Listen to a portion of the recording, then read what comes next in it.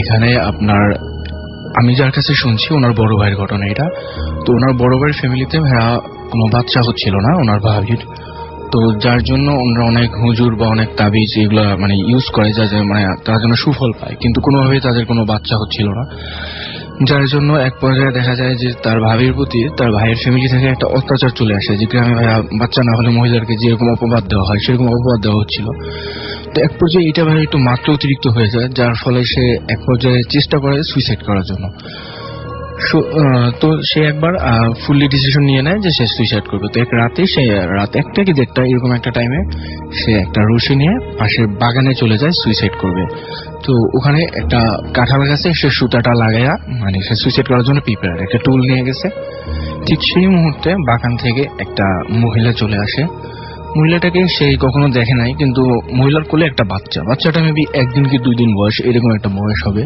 এই বয়সের একটা বাচ্চা নিয়ে সে চলে আসছে। তো সে প্রথমত বাচ্চাটাকে মানে মহিলাটাকে দেখে একটু ভয় পেয়ে যায় যে এত রাত্রি গ্রামে মহিলা, এটা কে? তো তারপরও সে সাহস নিয়ে জিজ্ঞাসা করে যে আপনি কে? পরে সে বলতেছে আমি যেই হই আমার পরিচয়টা তো তোমার জন্য জানাটা বড় কিছু না, কিন্তু তুমি যেটা করতে আসছো এটা করো না, আমি তোমার সমস্যাটা সমাধান করে দিচ্ছি।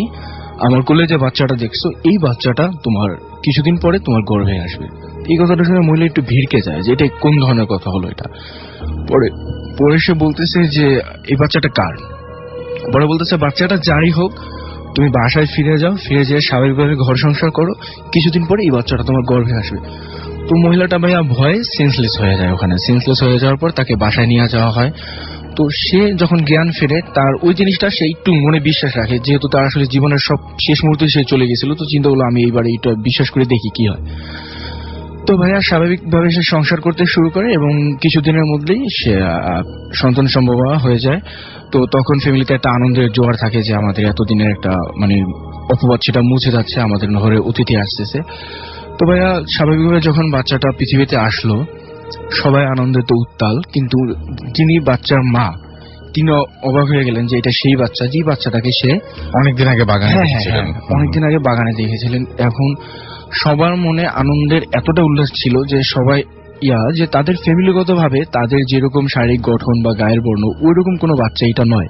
এই বাচ্চাটা অনেক পরিষ্কার দেখতে এবং চোখ দুটো ছিল নীল, যেটা যতদূর সম্ভব তার ফ্যামিলিতে এরকম কেউ নীল বর্ণের চোখের মানুষ নাই। তো ভাইয়া সে স্বাভাবিকভাবে যাক মা খুশি, তার উপরে ফ্যামিলি টর্চার কমে গেছে, বাবাও খুশি, তারা স্বাভাবিকভাবে সংসারটা করতেছিল। কিন্তু অবাক করা বিষয় হলো ভাইয়া বাচ্চাটা যখন বড় হতে থাকলো তখনই ঘটলো সব উদ্ভট কাহিনী। যেমন প্রথম উদ্ভট কাহিনী হলো বাচ্চাটা ভাইয়া বুকের দুধ পান করতো না, সে স্বাভাবিকভাবে তাকে গরু দুধ খাওয়ানো হতো। তো যাই হোক এটা নর্মাল ভাবে নিচে যে অনেক বাচ্চা ছোটবেলা এরকম বুকের দুধ খেতে যায় না। তো বাচ্চারা যখন আরেকটু বড় হলো তখন সে সকল বাচ্চারা দেখা যাচ্ছে মাঠে খেলতেছে, কিন্তু ওই বাচ্চা খেলতো বাগানে, সে মাঠে খেলতো না, সে পাশের বাগানে একা একা খেলতো। তো এটা মূলত সবার কাছে প্রথমে একটু লাগে যে এটা কেমন বাচ্চা যে একা একা এরকম খেলতেছে। আর মাগরিবের আজান দেওয়ার টাইমে দেখা যাবে গ্রামে সকল বাচ্চারা যা যার ঘরে ফিরে যায়। তো কিন্তু ওই বাচ্চা সে করতো কি, সে এমন একটা টাইমে ফিরতো যখন সন্ধ্যাটা মোটামুটি ঘন হয়ে যেত। সে যে রোড দিয়ে বাসায় ফিরতো ওই রোডে ভাইয়া কোনো অ্যাডাল্ট পার্সনও ভয়ে যেত না গ্রামে, মানে একটা ঘন জঙ্গল টাইপের একটা রাস্তা। তো এই বিষয়টা মূলত সবার প্রথমে চোখে লাগে। তো যাই হোক এটা সবাই মূলত ইগনোর করে যায় ফ্যামিলিগত ভাবে। তো তাদের যেহেতু প্রথম সন্তান তো তারা ডিসিশন নেয় যে আমাদের বাচ্চাটাকে আমরা একটা ভালো আলেম বানাবো, আমরা মাদ্রাসায় ভর্তি করি। তো বাচ্চাটাকে মাদ্রাসায় ভর্তি করানো হয়। মাদ্রাসায় ভর্তি করানোর পরে শুরু হয় ভাই আরো উদ্ভট কাহিনী। যেমন তাকে যে মাদ্রাসায় ভর্তি করানো হয় ওই মাদ্রাসার এক সাইডে কি পড়ছিল সেটা কিন্তু আমরা বলবো না, হ্যাঁ জাস্ট বলবো। হ্যাঁ ওকে ভাইয়া, থ্যাংক ইউ। তো সে মাদ্রাসায় পড়ে, তো মাদ্রাসায় পড়ানোর পরে মাদ্রাসার বিভিন্ন ভাইয়া সিলেবাস থাকে যেগুলো একটি স্পেশাল কোর্স থাকে। তো ওখানে একটা স্টেপে তার মানে দেখা যাচ্ছে ওই কোর্সটা যখন শুরু হচ্ছে সেই ছেলেটা রুম থেকে বের হয়ে যাচ্ছে, মানে ওই ছেলেটা রুম থেকে বের হয়ে সে একা একা আরেক জায়গায় থাকতেছে। তো এখানে ভাইয়া প্রথমত স্টুডেন্টদের মাঝখানে একটা ভয়ের মতো লাগে যে এটা কেমন, ও একা একা চলে যাচ্ছে কেন। আবার ভাইয়া দেখা যাচ্ছে ওদের যারা রুমমেট ছিল, ছেলেটা হোস্টেলে থাকতো, ওর রুমমেটরা একদিন রাত্রে দেখতেছে যে বাচ্চাটা জানালার পাশে, মানে জানালার পাশে ভাইয়া মানুষ তাকাইতে পারে সিম্পল ভাবে জানালাটা ধরে আবার দাঁড়ায়, কিন্তু ওই বাচ্চাটা জানালার অর্ধেক পর্যন্ত শিখে উঠা মানে জাস্ট একটা বানর যেভাবে ঝুলে ওইরকম ঝুলা সে বাইরে তাকায় আছে। এইটা দেখে ভাইয়া বাচ্চারা মূলত খুব ভয় পায় যে এইটা তো আসলে হুজুরকে বলতে হবে। তো তারা হুজুরকে ইনফর্ম করার পরে বলা হয় যে হুজুর চিন্তা করলো যে মাদ্রাসায় পড়লে তো অনেক বাচ্চারা জিন টিন ভর করে, তো এটা ব্যাপার না, আমি ট্রিটমেন্ট করব। তো আসল কাহিনীটা ভাইয়া শুরু হয় যখন বাচ্চাটাকে ট্রিটমেন্ট করার ব্যবস্থা নেওয়া হয়। ট্রিটমেন্ট করার সময় ভাইয়া শুরুত জিন যেভাবে মানে জিন তাড়ানোর যে উপায়টা ওইভাবে ট্রিটমেন্ট নেওয়া শুরু করে। তখন ভাইয়া সে যে একটা বাচ্চা 8-9 বছরের বয়সে, এই বিহেভটা তার মধ্যে থাকে না। যখন এই ট্রিটমেন্টটা শুরু হয় সে ফুললি অ্যাডাল্ট একজন মানুষের মতো বিহেভ শুরু করে এবং সে হুজুরকে বলতেছে যে তুই যেটা করতেছিস এটা করিস না, তোর ক্ষতি হবে। তো হুজুর স্বাভাবিকভাবে ভাইয়া চিন্তা করছে জিন ভর করছে, জিনটা চলে যাবে। তো সে যখন ফাইনাল স্টেপটা নেয় তখন বাচ্চাটা ভাইয়া লাফ দিয়ে উঠা হুজুরের ঘাড়ের উপরে একটা কামড় দেয়। কামড় দেওয়ার পর পাশে যে মানুষগুলো থাকে তারা ধরে সরাই ফেলে। তো হুজুরে একটা তাবিজ ওই ছেলেটার হাতে বাইধা দেয়, যেটা ভাইয়া জিন তাড়ানোর একটা তাবিজ থাকে। তো বাচ্চার বাবা মাকে বলা হয় যে আপনারা বাচ্চাকে নিয়ে বাসায় চলে যান, আল্লাহর রহমতে সুস্থ হয়ে যাবে।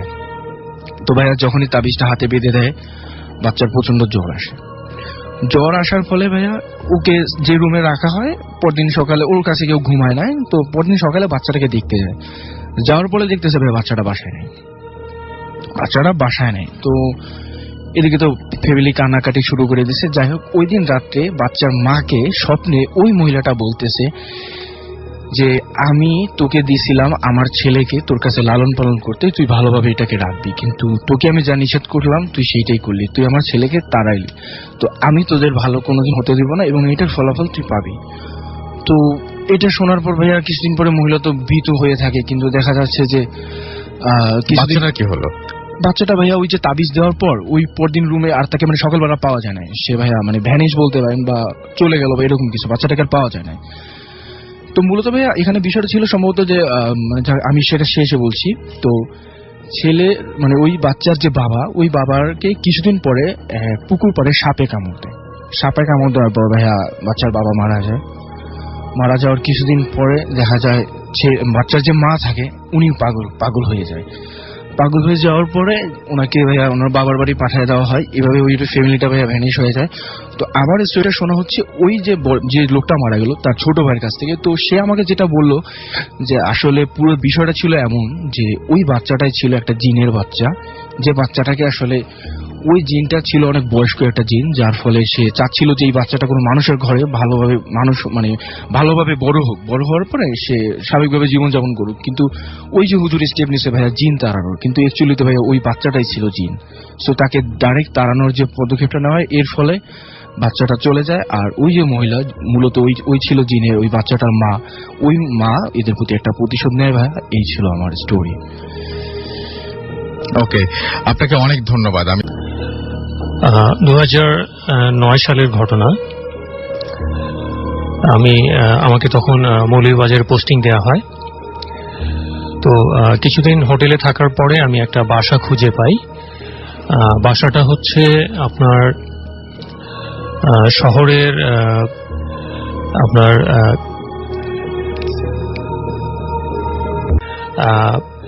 একটু লোকেশনটা আমি বলি। বাসার পেছনে একটা টিলার উপর গোরস্থান আর গাঁও। তো যাই হোক, বাসাটা নেই, মানে সেই মুহূর্তে লোকজন তাদের ফ্যামিলি সহ ছিল। তো টপ ফ্লোরে দুটি ফ্ল্যাট ছিল, একটি ফ্ল্যাটে ব্যাচেলাররা থাকতো আর একটিতে আমি থাকতাম। তো যাই হোক, সকালে জবে বের হতাম এবং বিকেলে বা রাতে ফিরে আসতাম, এভাবেই চলছিল। তো তখন বেশ গরম ছিল। তো হঠাৎ আমি পাশের ফ্ল্যাটে যারা ছিল তাদের সাথেই খাওয়া দাওয়া করতাম। তো সেখানে এক সিমেন্ট কোম্পানির একদিন রাতে, তিনি একাই ছিলেন ফ্ল্যাটে, রাতে ঠিক না, আপনার মাগরিবের পরে, তখন তিনি হঠাৎ করে দৌড় দিয়ে আমাকে এলেন। আসার পরে বলছে, ভাইয়া একটু সমস্যা হয়েছে, একটু দেখবেন। তো আমি বললাম কি সমস্যা? বললো যে একজন লোক গায়ে একটা শাল পরা, উনি আমার রুমের দরজার কাছে দাঁড়িয়ে আছে। তো আমি তাকে দেখে একটু ভয় পেলাম। ভয় পাওয়ার পরে আমি বললাম যে আপনি কি করছেন এখানে? কেউ নেই, আপনি কি করবেন? মানে তাকে চলে যেতে বলছে। তো তারপরেও সে চেয়ে আছে। তা আমি বললাম ঠিক আছে, ওকে চলো দেখা যাক। তো গিয়ে দেখলাম যে সেখানে কেউ নেই। তো আমি তাকে নির্ভয় দিয়ে বললাম যে সমস্যার কিছু নেই, হয়তো আপনি ভুল কিছু দেখেছেন। তো তাকে আমি বললাম যে সমস্যা নেই। তো কিছুক্ষণের মধ্যে আবার বাকি যারা ছিল তার রুমমেট তারা চলে এলেন এবং বিষয়টা তখন নর্মাল হয়ে গেল। আমরা খাওয়া দাওয়া করে যে যার মতো শুয়ে পড়লাম। তো এইভাবে আবার একদিন তার একজন গেস্ট আসছে এবং সে গেস্টের সাথে গল্প করছে এবং তখনও একই ঘটনা, তবে তখন কাউকে দেখেনি, তবে তার মনে হচ্ছে যে কেউ আছে। তো যাই হোক, সেদিনকার মতো ঘটনা শেষ। তো আমি ইতিমধ্যে আমার ফ্যামিলি নিয়ে চলে আসি নতুন বাসাটা বেশ বড় ছিল। বাসার একটু বর্ণনা দিলে বুঝবেন যে প্রায় মোটামুটি 1 একরের উপরে জায়গা বাসাটা, আর বেশ বড় গেট আছে, হ্যাঁ, অনেক বড় প্রেমিসিস, হ্যাঁ, বারান্দাগুলো বেশ বড় বড়। এবং আমি যে ফ্ল্যাটে ছিলাম এটা প্রায় 2200 স্কোয়ার ফিটের ফ্ল্যাট হবে। খুব সুন্দর ছিমছাম, মানে ফুলের বাগান টাগান, অনেকটা পার্কের মতো করা, হ্যাঁ। তো ফ্যামিলি নিয়ে আসার পরে বাসাটা খুব পছন্দ হয় তাদের এবং তারা খুব প্লিজড হয় আমার প্রতি। তো যাই হোক, এভাবে আমি তাদেরকে রেখে আমি আমার কাজে বের হয়ে আসি। তো একদিন আমি তখন সেদিন বড়লেখায়, আমাকে ফোন করে বলছে, কোথায় আছো, তাড়াতাড়ি চলে আসো, আমাদের খুব ভয় লাগছে। বাসায় বলতে শুধুমাত্র আমার বেবি 3 বছর তখনও হয়নি, আর আমার ওয়াইফ, এই 2 জন, আর আমি সত্যি 3 জন থাকি। তো তারা সেই মুহূর্তে 2 জন এবং তারা খুবই ভয় পাচ্ছে এবং আমি তখন দ্রুত বড়লেখা থেকে চলে আসলাম। আসার পরে তাদেরকে আমি বুঝালাম, না ভয়ের তেমন কিছু নেই, বাসাটা খুব সুন্দর। তো যাই হোক, তো রাতে খাবার খাচ্ছি, তখন আমার স্ত্রী বলছে, কিছু একটা শুনতে পেরেছো? আমি বললাম, না কিছু তো না। তো খেতে খেতে আমিও মার্ক করলাম যে ছাদের উপর শব্দ হয়, মানুষ হাঁটা চলার শব্দ, লাফালাফির শব্দ, মানে সব অদ্ভুত রকমের শব্দ। তো বাসাটার পেছনে আন্ডার কনস্ট্রাকশন একটা বিল্ডিং আছে, সাইডে, আর পেছনে কিছুই নেই। পিছনে খোলা মাঠ, পাহাড়ের টিলা, জঙ্গল, গোরস্থান, আচ্ছা, এই, আর সামনে দিয়ে বাড়িঘর আছে, তবে একটু দূরে। তো যাই হোক, এভাবে চলছে। তো সকাল হয়ে যাওয়ার পরে আমি আবার যথারীতি কাজে বের হলাম। তো প্রায় সারাদিনই মানে তারা আমাকে ফোন করে বিরক্ত করতো যে তাদের ভয় লাগছে। তো আমি তাদেরকে বুঝাতাম। তো আমি ফিরে আসলাম। আসার পরে একদিন রাতে শব্দ হচ্ছে, মনে হচ্ছে যে পাশের রুমে কেউ আছে। আচ্ছা। তো বাসাটা ছিল 2 বেডরুম, একটা গেস্ট রুম আর ড্রয়িং ডাইনিং সহ। তো আমরা রাতে যখন থাকতাম তখন তো মানে মাস্টার বেডেই থাকতাম। তো যখন এমন শব্দ হচ্ছে তখন আমি আমার বেবি এবং স্ত্রীকে বললাম যে চলো দেখি। তো ভয় পেল, সে বলল না, যাওয়ার দরকার নেই। তখন আমি বললাম, না তোমাদের ভয়টা ভাঙতেই হবে। তো আমি গিয়ে একের পর এক দরজা খুলে দেখাচ্ছি, দেখো কেউ নেই। তো এইভাবে চলতে লাগলো। তো একদিন 3rd ফ্লোরের এক বৌদি, তিনি এসে আমাদেরকে চার্জ করছে যে আপনার বেবিটা মনে হয় খুব বেশি লাফালাফি করে, আর আপনারা মনে হয় ফার্নিচার খুব বেশি মুভ করেন। আমরা বললাম যে আমরা তো 3 জন মানুষ, হ্যাঁ, আর এগুলো মুভ করার মতো মানুষ তো নেই আর কি, হ্যাঁ, কেউ নেই। সেটাই। আর যা দেখছেন, তখন তিনি দেখে বললো যে না, কথা তো ঠিকই। তো বললো বেবিটা খুব বেশি লাফালাফি করে। আমি বললাম, দেখেন 3 বছরের বাচ্চা, আর আপনি থাকেন। তিনি যখন বললেন যে 3rd ফ্লোরে, আমি বললাম যে 4th ফ্লোরে তারা কমপ্লেন করতে পারে, কিন্তু 3rd ফ্লোরে কিভাবে মানে এমন ঘটনা ঘটে। তখন বললো যে 4th ফ্লোরে যারা, তারা বললো যে আপনারা টপ ফ্লোরে গিয়ে একটু খোঁজ নিয়ে দেখতে পারেন। তখন আমরাও শেয়ার করা শুরু করলাম যে এমন ঘটনা আমরাও ফেস করছি। তখন তিনি আরো বেশি ভয় পেয়ে গেলেন। তো সেদিনকার মতো জাস্ট আমরা তাকে বুঝিয়ে সুঝিয়ে আমরা পাঠিয়ে দিলাম। তো তিনি একাই, মানে তিনি তার 2 জন মেয়ে এবং একটা ছেলে সহ 3rd ফ্লোরে থাকতেন। আর তার হাজবেন্ড মাসে 2-1 বার আসতেন, কারণ তার বাচ্চারা সেখানে পড়াশোনা করত, সে কারণে তিনি থাকতেন। তো যাই হোক, সেদিনকার মতো আমরা বুঝিয়ে তিনি চলে গেলেন। এরপরে দিন যেভাবে যেতে লাগলো, ক্রমশ এই ঘটনাগুলো বাড়তে লাগলো।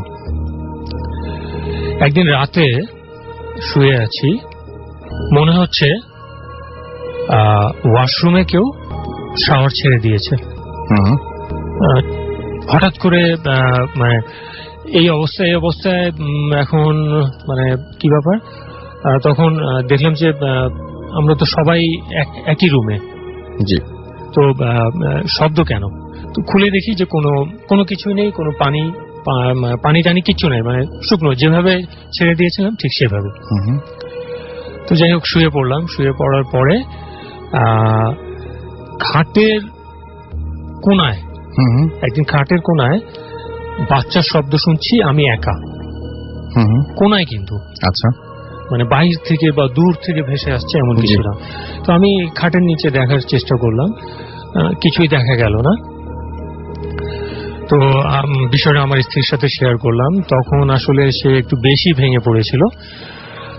তখন আমি বললাম যে না, সমস্যার কিছু নেই, এমন কিছু একটা হয়, চলো আমরা দোয়া দুরুদ পড়ে আমরা থাকি।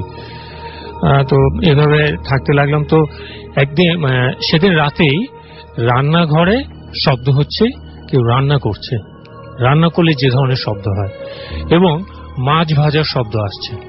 কিন্তু আপনাদের রান্নাঘরে আপনারা 3 জন ছাড়া তো ওই বাসায় কেউ নাই। তারপর আপনারা এই ধরনের উদ্ভট শব্দ শুনতে পাচ্ছিলেন। ঘ্রাণ আসছে মাছ ভাজার। তো আমিও কিছুটা আসলে মানে আমি সবসময় মানে ভরকে গেলেও মানে সাহস নিয়ে কাজটা করার মতো মানে মেন্টালিটি আছে আমার ভেতরে, এই জিনিসটা কিন্তু শুরু থেকেই। তো যাই হোক, এভাবে আমি বুঝালাম তাদেরকে এবং বললাম যে অসুবিধা নেই, আমি প্রয়োজনে আবার নতুন একটা বাসা আমরা খুঁজে নেব। তো এইভাবে বাসা খোঁজা শুরু করলাম।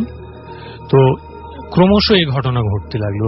যেমন মনে হচ্ছে যে ছাদের উপর বা ফ্লোরে, আগে তো মনে হচ্ছে ছাদের উপর, এখন মনে হচ্ছে যে ফ্লোরেই কেউ মার্বেল ফেলে দিয়েছে, মার্বেল পড়ার শব্দ।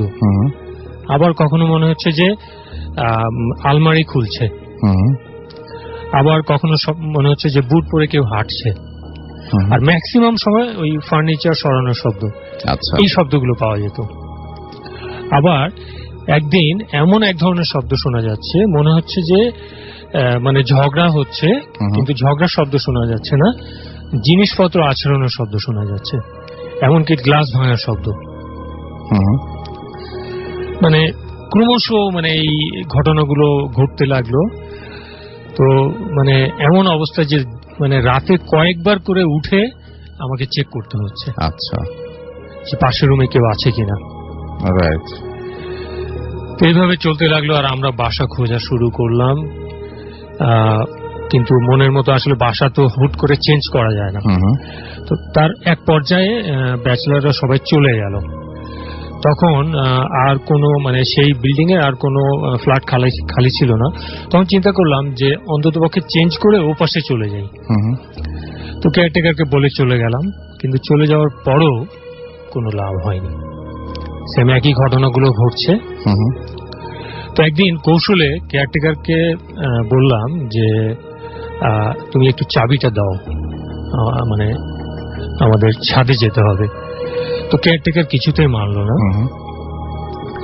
তো একদিন রাতে আমি বাহির থেকে আসছি, রিক্সায় করে আসছি, তো দেখছি বিল্ডিং এর উপরে 2 জন মানুষ হাঁটাচলা করছে, একজন নারী এবং একজন পুরুষ।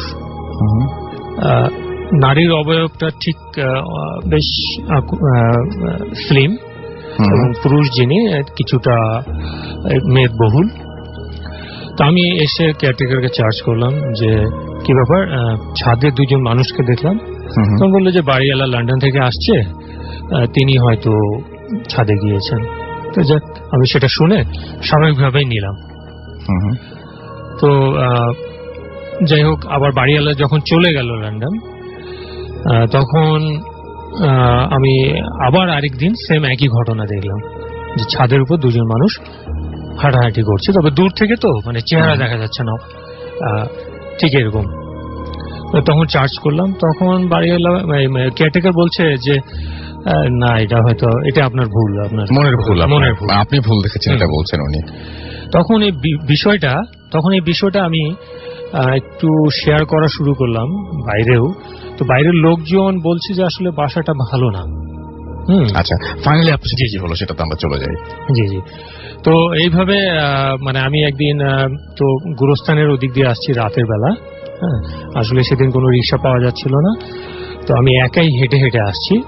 তখন আমার মানে কিছুটা ভয় ভয় লাগছিল এবং মনে হচ্ছিল যে পেছনে আমাকে হয়তো কেউ অনুসরণ করছে। তো যাই হোক আমরা বাসায় চলে আসলাম, চলে আসার পরে যথারীতি খাওয়া দাওয়া করলাম এবং সেম ঘটনাগুলোই ঘটে যাচ্ছে। তো এইভাবেই যাই হোক অনেক গভীর রাত শুয়ে আছি, হঠাৎ করে আমার ঘুম ভেঙে গেল। ঘুম থেকে উঠে মশারি টাঙানো ছিল, মশারি থেকে বের হলাম। বের হওয়ার পর যা দেখলাম সেটা ছিল এমন যে দরজার পাশে এক সুন্দরী মেয়ে দাঁড়িয়ে আছে। গায়ে তার হালকা রঙের পোশাক, অনেকটা পার্পেল এবং পিঙ্ক কালারের মিশ্রণে, মাথায় কেমন যেন কাঁচা ফুল দিয়ে সাজানো, কাঁচা ফুলের ঘ্রাণ আসছে। দেখে প্রথমে আমি চমকে গিয়েছি এবং মানে ভয়ে কাঁপছিলাম, কিন্তু সাহস করে আমি তাকিয়েছিলাম। কিন্তু যখন মেয়েটি একটি স্টেপ আমার দিকে আগালো, সে আমার দিকে এগোচ্ছে, তখন কিন্তু আরো বেশি ভয় পেয়ে গেলাম এবং সাথে সাথে আমার স্ত্রীর গায়ে হাত দিয়ে উঠানোর চেষ্টা করলাম এবং তখনই মেয়েটি বিলীন হয়ে গেল। আচ্ছা, আশ্চর্যের বিষয় হচ্ছে দরজাটা লক করা ছিল।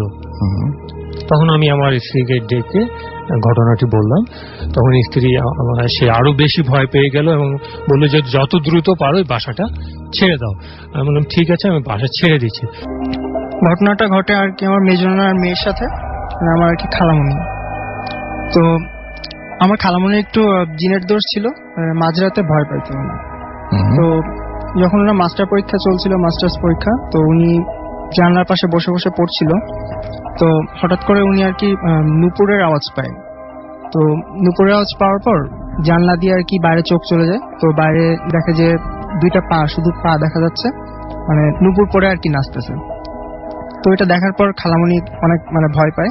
তো খালামণি চিৎকার চেঁচামেচি করলে রুমে নানু চলে আসে। তারপরে এসে দেখে যে ওনারা কিছু দেখতে পান না। তো এরপরে কিছুদিন যায়, তো খালামণির বিয়ে হয়ে গেছে 5 বছরের মতো হবে। তো বিয়ের পরে খালামণির সাথে একটা মানে ভয়ানক ঘটনা ঘটে এবং ওটা আর কি কন্টিনিউ চলতে থাকে। তো আসলে একদিনের ঘটনা, আমার খালামণি আর কি অসুস্থ ছিল খুবই। তো খাটে শুয়েছিল। তো নানি আর কি বাইরে গেছিল কিছু ফলমূল কিনে আনার জন্য। তো দরজাটা খোলা রেখে গেছিল, নানি দরজাটা আটকাতে বলছিল। তো খালামণি আর কি দরজাটা আটকায় নেয় আর কি, মানে কষ্ট হচ্ছিল যেন খাটে শুয়েছিল। তো ঠিক সেই সময় খালামণি আর কি ওই নুপুরের আওয়াজটা পায়। তো বাসায় কেউ ছিল না, জানলা লাগানো ছিল। তো দেখে যে দরজা দিয়ে আর কি আওয়াজটা আসতেছে। তো খালামণি দরজার দিকে তাকায়, তখন দেখে যে একটা মেয়ে, ঘোমটা দেওয়া, বিয়ের শাড়ি পরা একটা বউ রুমে ঢুকে, মানে মুখ দেখা যাচ্ছিল না, ঘোমটা দেওয়া ছিল। তো কিছু ফলমূল থাকে ওই মেয়েটার হাতে, বউটার হাতে।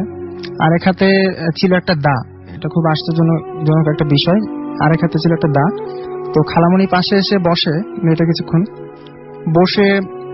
কিছুক্ষণ থাকার পর মানে সে চলে যায় আর কি। তো খালামণি আর কি খুব ভয় পায় ওই সময়টায়, আর অসুস্থ থাকার কারণে ওরকম চিৎকার চেঁচামেচি করার শক্তিও ছিল না খালামণির।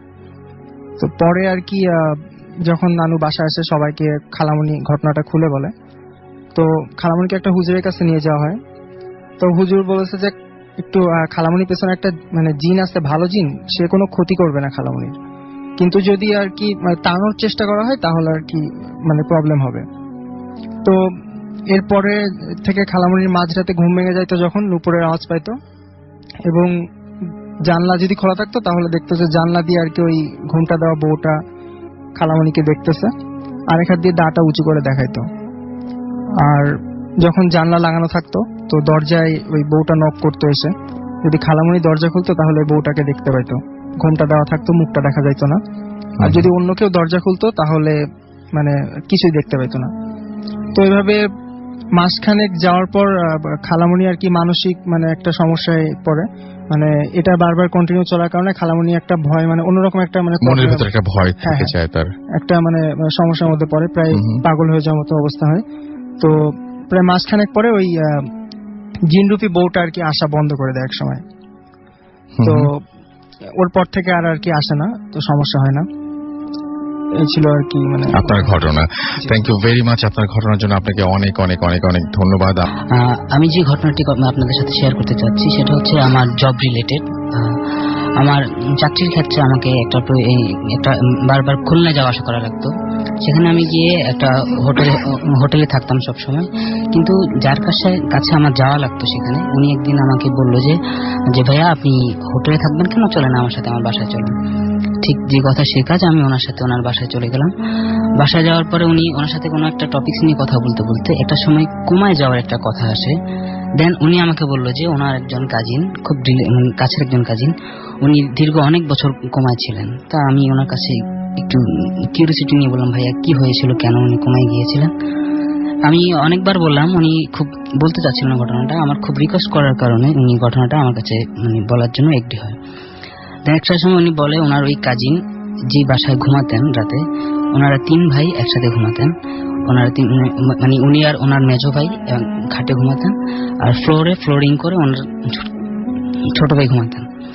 দেন একদিন উনি রাতে হঠাৎ করে ঘুম ভেঙে যায়। ঘুম ভেঙে উনি যেটা দেখতে পান সেটা উনি কখনোই কল্পনা করেননি। যেটা হচ্ছে উনি দেখতে পান ওনার মেজো ভাই ঠিক সেম ভাবে ওনার ছোট ভাইয়ের পাশে শুয়ে আছেন। কিন্তু আমরা স্বাভাবিক মানুষের কালারটা যেরকম হয়, ওনার ভাইয়ের কালারটা ঠিক সেরকম ছিল না। যেটা হচ্ছে পানিতে পড়ে মানুষ মারা গেলে যে কালারটা হয়, একটু উজ্জ্বল কালার হয়ে যায় মানুষের কালারের মধ্যে, ঠিক ওই কালারটা। উনি এটা দেখে আশ্চর্য হয়ে যান। উনি চিৎকার করে সবাইকে ডাক দেন, লোকজন সবাই আসে, এসে দেখে কেউ নেই। সবাই ওনাকে সান্ত্বনা দিয়ে ঘুমিয়ে দেয়। উনি ঠিকঠাক পরদিন ওনার ঠিকঠাক যাচ্ছে। পরদিন ঠিক একই সময় ওনার সেম ভাবে ওনার ঘুম ভেঙে যায়। ঘুম ভাঙার পর উনি যেটা দেখেন সেটা হয়তো দেখার জন্য কোনোদিনও প্রিপারেশন ছিল না ওনার। উনি দেখে যে ওনার সেই ছোট ভাইয়ের পাশে শুয়ে আছেন ওনারই একজন কপি, একদম উনি শুয়েছেন লাশ হয়ে, ঠিক সেম ভাবে পানিতে পড়ে মারা যাওয়ার মতো সাদা বর্ণের একটা লাশ, ওনারই লাশ উনি নিজেই দেখতে পান। এটা দেখে উনি আবারও চিৎকার করে ওঠেন। চিৎকার করে সবাই আসলে ঠিক ওই দিনের মতোই ওনাকে সবাই সান্ত্বনা দিয়ে ঘুম পাড়ানোর চেষ্টা করেন। কিন্তু আজকের ব্যাপারটা ওনার একটু ভিন্ন ছিল। যেটা হচ্ছে ওনার সাথে সাথে জ্বর উঠে যায়। অনেক ট্রিটমেন্ট করার চেষ্টা করা হয় জ্বর কমানোর জন্য, কিন্তু কোনোভাবে ওনার জ্বর কমতে ছিল না। সেই জ্বরে থাকা অবস্থায় সেই লোকটির কোমা চলে যান একটা সময়। রাসেল ভাই, এই ছিল আমার এই ঘটনা। অনেক ধন্যবাদ আপনাকে আপনার ঘটনার জন্য। ঘটনাটা আসলে আমার এক ভাইয়ার। সে ভাইয়া তো রিসার্চ ফার্মে জব করে, তো ওনাকে ফিল্ডে যেতে হয়। ফিল্ডের কাহিনী ওনার কিছু আছে। তো ওনার একটা কাহিনী আমার সাথে উনি শেয়ার করেছিল, খুব ভয়ানক একটা কাহিনী আমার কাছে মনে হয়েছে। সে কাহিনীটা আমি ভাইয়ের নামটা একটু বলি। ভাইয়ের নামটা হচ্ছে হামিদ হোসেন। তো ভাইয়া যেটা বললো আমি সেভাবেই বলছি। উনি সিলেটে একবার গিয়েছিল রিসার্চের কাজে। তো ওনার কাজ শেষ হয়ে যায় রাত 10টার নাগাদ। রাত 10টার দিকে যখন তার কাজ শেষ হয়ে যায়, তিনি চিন্তা করেন যে আমি এখন আবার হোটেলে থাকবো, তার চেয়ে রাতে জার্নিটা করে সকালবেলা বাসে চলে যাই, বাসায় গিয়ে রেস্ট নেই। তো যথারীতি উনি 11টার দিকে পৌঁছে 12টার দিকে গাড়ি ছাড়লো। সে গাড়িতে উঠে ঘুম ভাব হয়ে ঘুমিয়ে গেলেন। ঘুমানোর পরে ওনার কাছে প্রায় 1-1.5 ঘন্টা পরে উনি হুট করে জেগে যায়। জেগে যাওয়ার পরে আশেপাশে তাকিয়ে দেখে বাসে কোনো মানুষ নেই, মানে পুরো ভর্তি বাস, অথচ উনি জেগে দেখে যে কোনো মানুষ নেই, কোনো প্যাসেঞ্জারই নেই। দেন সে উঠে চিন্তা করে যে বাসে প্যাসেঞ্জার নেই, কোনো সমস্যা হলো কিনা বা কোনো গাড়ি নষ্ট হয়ে গেল কিনা। তো ঘুম থেকে জেগে সে যখন এটা দেখে, সামনে গিয়ে দেখে যে কোনো হেল্পারও নেই, ড্রাইভারও নেই, অথচ গাড়ি কিন্তু চলছে, গাড়ি রানিং চলছে। এমন সময় সে এটা যখন নোটিস করে তখন খুব ভয় পেয়ে যায় যে এটা কিভাবে সম্ভব, তাহলে কি গাড়ি ব্রেক ফেল করলো? সে অনেক সাহসী, তো সে এটা চিন্তাই করতে পারছে না যে আসলে প্যারানর্মাল কিছু হচ্ছে তার সাথে। তো সে কি করলো, তখন ওই মুহূর্তে যখন দেখছে যে না, গাড়ি ঠিকভাবেই চলছে, গাড়ি কোনো ব্রেক ফেলও করছে না বা গাড়ি হর্ন দিচ্ছে, আবার সামনে দিয়ে কোনো গাড়ি আসলে সেটা সাইড দিচ্ছে, ঠিকভাবে চলছে গাড়ি। তো সে ওটা সামনে গিয়ে দেখে আবার পিছনে চলে আসে, ওনার সিটে চলে আসে। সিটে এসে বসতে দেখে যে ওনার পাশে যে লোকটা ছিল সেই লোকটা ঠিকই আছে। আচ্ছা। সেই লোকটা বসার পরে উনি আর কি চিন্তা করে যে এত মানুষ প্যাসেঞ্জার আর কেউ নেই, উনি একা। তো উনি ওনার দিকে তাকালো, তাকানোর পরে ওই লোকটা এমন ভাবে ওনার দিকে অ্যাটিটিউড করলো বা এমন ভাবে তাকালো, এমন ভাবে হাসলো, মনে হয় এটা সবসময় হয়, মানে এটা একটা খুব নর্মাল একটা বিষয় এরকম মনে হচ্ছিল। দেন সে কিছু বলার আগে ওই লোকটা জিজ্ঞেস করে, বলতেছে যে ভাই কি ভয় পাইছেন? তখন উনি চিন্তা করে যে কি বলবো এখন, এটা আমার কি বলার আছে, আমি কি বলবো। উনি তারপর সাহস করে জিজ্ঞেস করে যে আচ্ছা ভাইয়া প্যাসেঞ্জার আর সব প্যাসেঞ্জার কোথায়, আর মানুষগুলো কোথায়? পরে বলে এখান থেকে জাস্ট 5 মাইল যাওয়ার পরে সব বুঝতে পারবেন। তো উনি ওই একটা এক্সাইটমেন্ট কাজ করে ওনার, যে 5 মাইল পরে গিয়ে জানতে পারবো আমি, মানে ওনার ঘুম ঘুম ভাব ধরেও না, প্লাস উনি জেগে থাকে যে দেখতে পারবো যখন, তখন একটু ওয়েট করি। জিনিসটা এখনো তার কাছে ক্লিয়ার হচ্ছে না, যেহেতু এখনো ড্রাইভার নেই, কোনো হেল্পার নেই, তারপর গাড়ি চলছে। দেন 5 মাইল যাওয়ার পরে সে দেখে যে ওটা তো চারপাশে পাহাড়, গাছপালা ছিল, অন্ধকারও ছিল মোটামুটি। তো চারপাশে তাকিয়ে দেখে যে গাছগুলো ছিল, সে গাছগুলোর মধ্যে ওই প্যাসেঞ্জার গুলো সব ঝুলছে, অনেকটা ফাঁস দেওয়ার মতো।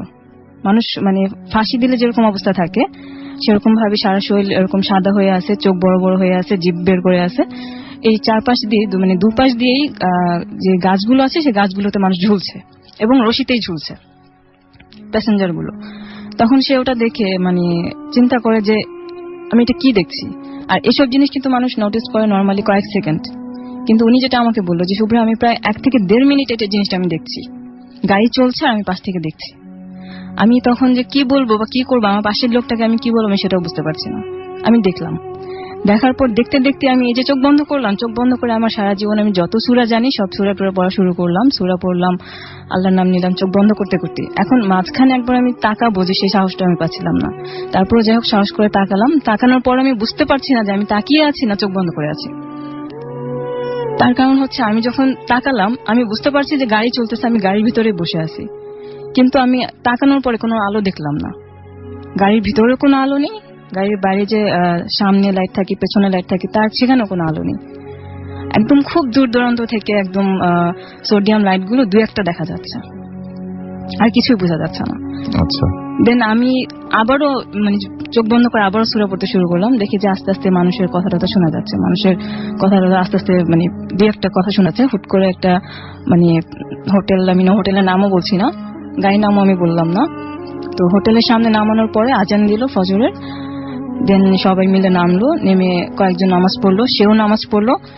এখন নামাজ পড়ার পরে তার কাছে জিনিসটা মনে হচ্ছে যে আমি আসলে এতক্ষণ যাদেরকে দেখলাম তারা তো আমার সাথেই আছে, আবার তারা কয়েকজন আমার সাথে নামাজও পড়ছে, তাহলে আমি কি দেখলাম, এটা কি স্বপ্ন নাকি বাস্তব? তারপর সে বাসে উঠে 2-1জনের সাথে কথা বলে যে ভাই গাড়ি কি কোথাও থামছিল, আপনার কোথাও নামছিলেন? বলে না, গাড়ি তো এখানে থামলো। তো তখন সে যাই হোক ওখান থেকে নামাজ পড়ে আবার রওনা দেয়। 6টার দিকে সে পৌঁছায় ঢাকায়। ঢাকায় এসে পরে সবাই নামে নর্মালি। ওনার সাথে যে লোকটা ছিল সেই লোকটা শুধু একটা কথাই বলে যে আজকে সাথে ছিলাম বলে রক্ষা পেয়েছেন। তো এই কথাটা যখন বলে তখন সে আবার চিন্তা করে কি ব্যাপার, এই লোকটা এই কথা কেন বললো। এই কথাটা বলে লোকটা যে শুরু করে হাঁটা, উনিও জাস্ট ওনার পিছন পিছনে হাঁটা শুরু করে, কিন্তু অলিতে গলিতে যাই হোক হয়তো আর খুঁজে পায় না। ভাইয়া এখনো পর্যন্ত ট্রাভেল করে এবং যদি সিলেটের কোনো ট্রাভেল পায় সে কখনোই সেটা মিস করে না, এবং ওই বাসে ট্রাভেল করে এবং চেষ্টা করে রাতের বেলায় জার্নিটা করতে, কারণ সে এখনো পর্যন্ত কাহিনীটা জানতে চায়, কারণটা জানতে চায় যে আমার সাথে কি হলো এটা, এবং এটা কি আসলেও হয়েছে আদৌ। তো এই হচ্ছে ব্যাপার। আর উনি এখনো পর্যন্ত বিয়ে করেনি, আনম্যারিড, তো যার কারণে হয় কি উনি ওনার বাসায়ও কিছু জিনিস নোটিস করে, যেমন উনি তো একা থাকে একটা ফ্ল্যাটে, দেখা যায় যে হয়তো বা শুয়ে আছে, মনে হচ্ছে এটা অবশ্য ভূতের ফিল্মের আগেও হয়তো অনেকে বলেছে, বাট উনি ওই জিনিসটা নোটিস করে যে শুয়ে আছে, তার পাশে হয়তো কাউকে মনে হচ্ছে যে সাদা কাপড় পরে শুয়ে আছে, এবং সে হাত দিলে ধরতেও পারে সেটা। আচ্ছা। মজার বিষয় হচ্ছে ওর মানে যখন ফার্স্ট টাইম উনি এটা নোটিস করেছে, ওনার সাথে একটা বালিশ ছিল, সে বালিশও সে ইউজ করে না, কোনো কোল বালিশও ইউজ করে না, তারপরেও উনি এটা পায়। আবার পায় যে হয়তো চেয়ারটা নেড়ে ওনার পাশে কেউ বসে আছে, ওনাকে দেখছে। উনি যখনই হয়তো তাকালো বা ভালোভাবে দেখছে, দেখা যাচ্ছে যে ওই একটা ছেলে মানুষের মতো টাইপের কেউ একজন বসে আছে ওনার পাশে, উনি কথা বলার মতো সাহস পায় না। তো এটা ব্যাপারটা অনেক সময় হয় কি বোবায় ধরার মতো একটা ব্যাপার অনেকে মনে করে, কিন্তু উনি বললো যে আমি দেখতে পাচ্ছি, আমি স্বপ্নে বা চোখ বন্ধ করে দেখছি এমন না, আমি দেখতে পাচ্ছি যে সে আমার সামনে চেয়ারে বসে আমার দিকে তাকিয়ে আছে। আমি কিছু বলারও আমার সাহস নেই, আমি কিছু বলতেও পারি না, আবার অনেক কিছু ধরতে পারি না। তো এই ছিল ওনার কাহিনী। নর্মালি উনি সবকিছু এখনো নোটিস করে মাঝে মধ্যে। ওকে, থ্যাংক ইউ সো মাচ আপনার ঘটনার জন্য, আপনাকে অনেক ধন্যবাদ। তো আমি আমার গ্রামের একটা ঘটনা বলছি, আমার কাজিনের সাথে ঘটা। তো ওরা রাত্রে বাড়িতে ফিরছিল রাত 12:30 নাগাদ বাজার থেকে খেলা দেখে। তো হঠাৎ করে মানে একজন বাড়িতে উঠে যায়, আরেকজন পুকুর পাড় ধরে হাঁটতেছে, হঠাৎ করে একটা ধাক্কা লেগে পড়ে যায়। তখন সে আর কি যখন ধাক্কা খেলো তখন আসলে বুঝতে পারেনি যে কিসের সাথে ধাক্কা খেলো, কিন্তু তার মনে হচ্ছিল যে একটা বাতাস তাকে ধাক্কা মারলো।